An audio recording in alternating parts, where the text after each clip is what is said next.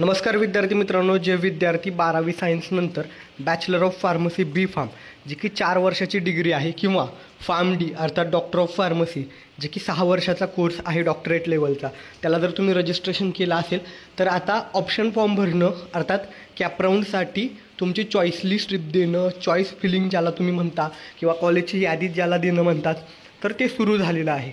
कशा पद्धतीनं option form भरायचा आहे त्या संदर्भातल्या काही महत्त्वाच्या सूचना आहेत त्या या व्हिडिओमध्ये देणार आहे. थोडीशी तब्येत ठीक नाही आहे पण तरी देखील मी माझा बेस्ट देणार आहे तुम्हाला माहिती द्यायचा. व्हिडिओला सुरुवात करूया. CET सेल असं सर्च करायचं आहे. CET सेल असं सर्च केल्यानंतर पहिल्या ऑफिशियल वेबसाईटवरती गेल्यानंतर ॲडमिशन पोर्टल 2025-26 त्यामध्ये टेक्निकल एज्युकेशनमध्ये अंडर ग्रॅज्युएट बी फार्म फार्म डी त्याच्यावरती जायचं आहे.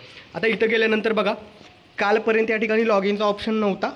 ऑप्शन फॉर्म हा तुम्हाला तुमच्या स्वतःच्या लॉग इनमध्ये भरायचा असतो. ठीक आहे, त्यामुळं ऑप्शन फॉर्म हा तुम्हाला स्वतःला भरायचा आहे. तो तुम्ही कुठेही सायबर कॅफेमध्ये जरी भरत असाल तरी तुमच्या स्वतःच्या प्रत्यक्ष स्वतःच्या समोर भरा, कारण मग तो सिक्वेन्स नंबर वगैरे चुकला तर त्या ठिकाणी मोठं तुमचं स्वतःचं नुकसान होऊ शकतं. ठीक आहे, तर ऑप्शन फॉर्म स्वतःच्या लॉग इनमध्ये स्वतःला भरायचा असतो. किमान कमीत कमी 1 कॉलेज टाकता येतं, जास्तीत जास्त 300 कॉलेजेस टाकता येतात, म्हणून जास्तीत जास्त 300 किंवा किमान फक्त एकच कॉलेज असं नका करू. तुम्हाला तुमच्या पुढे चॉईस ठेवा, पर्याय ठेवा. सगळ्यात जास्त जे कॉलेज हवं आहे ते पहिल्या क्रमांकावरती, ते नाही मिळालं तर दुसऱ्या क्रमांकावर कोणतं हवं, तिसऱ्या क्रमांकावर कोणतं हवं, अशा पद्धतीनं तो ऑप्शन फॉर्म भरायचा आहे. ठीक आहे, तर आता काय करायचं, तुम्हाला न्यू रजिस्ट्रेशन ऑलरेडी रजिस्टरवरती क्लिक करायचं आहे. का वारंवार सांगतोय, विद्यार्थ्यांच्या चुका होतात. एकदा ऑप्शन फॉर्म सबमिट केला की पुढच्या कॅप राऊंडशिवाय तो तुम्हाला एडिट करता येणार नाही, आणि यदा कदाचित चुकून तुमच्या नशिबानं ते ॲटो फ्रीज झालं, पहिल्या क्रमांकाचं कॉलेज लागलं आणि तुम्ही तुमच्या चुकीनं असं कॉलेज टाकलं पहिल्या क्रमांकावरती की जे नको आहे, तर असा कुठचा प्रकार नको व्हायला. म्हणून टाकत असताना असेच कॉलेज टाकायचे की जिथं तुम्हाला प्रवेश घ्यायचा आहे. ठीक आहे, तर तुमचा ईमेल ID आणि पासवर्ड जे काय आहे तो वापरून तुम्हाला लॉग इन करून घ्यायचा आहे. लॉग इन केल्यानंतर परत खाली गेल्यानंतर बघू शकता इथे तुम्ही सेंट्रलाइज ॲडमिशन प्रोसेस अर्थात कॅप त्याच्यावरती क्लिक करायचं आहे. त्याच्यामध्ये गेल्यानंतर परत टेक्निकल एज्युकेशन आणि बी फार्मचा जो ऑप्शन आहे त्याच्यावरती क्लिक करायचा आहे. ठीक आहे, ज्यांचं फायनल मेरिट लिस्टमध्ये नाव आलेलं आहे असे सगळे विद्यार्थी कॅप राऊंडसाठी ऑप्शन फॉर्म भरायला एलिजिबल असतात. आता इथे काय दाखवत आहे, incomplete option form for cap round 1. ठीक आहे, म्हणजे कॅप राऊंड 1साठी या विद्यार्थ्यांना ऑप्शन फॉर्म भरलेला नाही आहे असं सांगतंय. तर तो कशा पद्धतीनं भरायचा आहे, तर तो तुम्हाला स्वतःला इथं लॉग इन करून भरायचा आहे. इथं ज्या काही सूचना आहेत त्या दिलेल्या आहेत, ती नीट काळजीपूर्वक वाचा. ठीक आहे, कोण कोण भरू शकतं, तर ज्याचं नाव फायनल मेरिट लिस्टमध्ये आलेलं आहे असे सगळे ऑप्शन फॉर्म भरू शकतात. ठीक आहे, OTP वगैरे या गोष्टी कोणाला शेअर करू नका, तुमचं तुम्ही स्वतः ऑप्शन फॉर्म भरा, कारण काही चुका झाल्या तर परत ते भरता येत नाही. कमीत कमी जास्तीत जास्त 300 कॉलेज तुम्हाला टाकता येतील.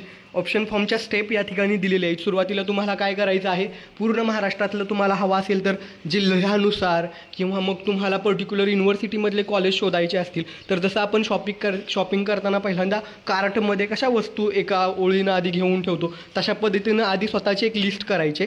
ती लिस्ट परत पुढच्या स्टेपमध्ये तुम्हाला काय करायचं आहे, त्या लिस्टला प्रेफरन्स नंबर द्यायचा आहे, म्हणजे शॉर्टलिस्ट करायचे, 1, 2, 3 क्रमांक द्यायचे.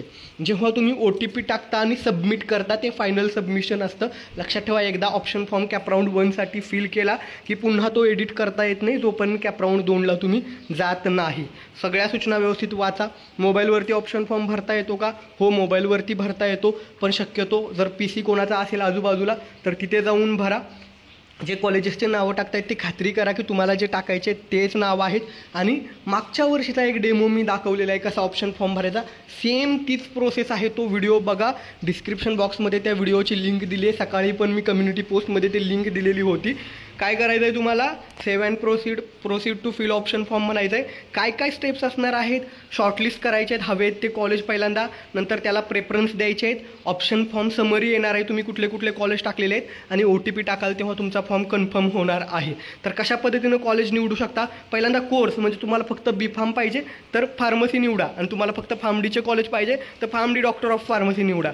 ठीक आहे, आता युनिव्हर्सिटी, महाराष्ट्रातले सगळे युनिव्हर्सिटी पाहिजेत की तुम्हाला particular university, Mumbai, Pune, Shivaji university, अशा कुठल्या युनिव्हर्सिटीनुसार कॉलेज शोधायचे. सुरुवातीला अशा पद्धतीनं कॉलेज निवडून घ्या, एक लिस्ट बनवून घ्या.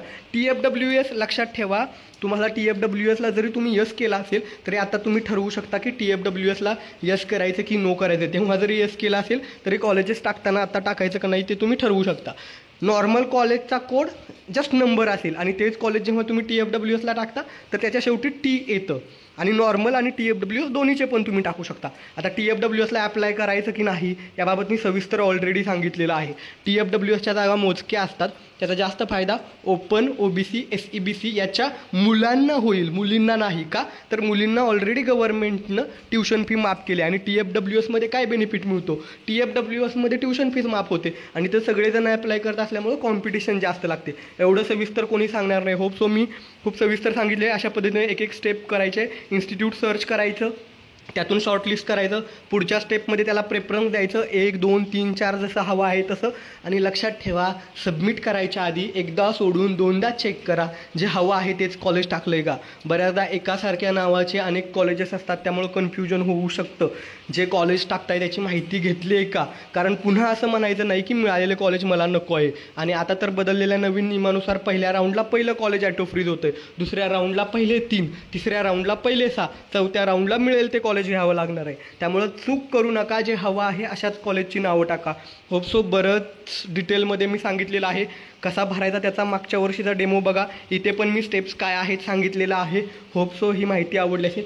मी खरं तर एक डेमो भरून दाखवला असता, पण मोठ्या प्रमाणावर मला फीवर आहे, ताप आहे आणि कंटिन्युअस बोलता येत नाही. बट हे महत्त्वाचा अपडेट आहे. ऑप्शन फॉर्म सुरू झाला आहे. आणि हो, पहिल्या दिवशी ऑप्शन फॉर्म भरताना बऱ्याचदा OTP यायला समस्या येऊ शकतात. त्यामुळं थोडंसं 1 तास 2 तासानं भरा. सुरू झाल्या लगेचच सगळेजण भरत असतात, त्यामुळं टेक्निकल इश्यू येऊ शकतात. होपसो दिलेली माहिती आवडली असेल. आणि एकच मनापासून कळकळीची विनंती, अजून सबस्क्राईब केलं नसेल सबस्क्राईब करून घ्या. कारण फार्मसी ॲडमिशन, करिअर आणि पुढे कॉलेज सुरू झाल्यानंतर अभ्यासक्रम कसा स्टडी करायचा सगळ्या बाबतीत आपण गाईड करत असतो. औषधं, आरोग्यविषयक आणि फार्मसी करिअरबाबत महाराष्ट्रात मराठीतून, मायबोली मराठीतून माहिती देणारा सगळ्यात पहिला आणि सगळ्यात मोठा यूट्यूब चॅनल आपला आहे. 1 लाख सबस्क्रायबर पूर्ण करणं तुमच्या पाठिंब्याशिवाय शक्य नाही आहे. तुम्हा सगळ्यांचा सपोर्ट असाच ठेवा. धन्यवाद. थँक्यू.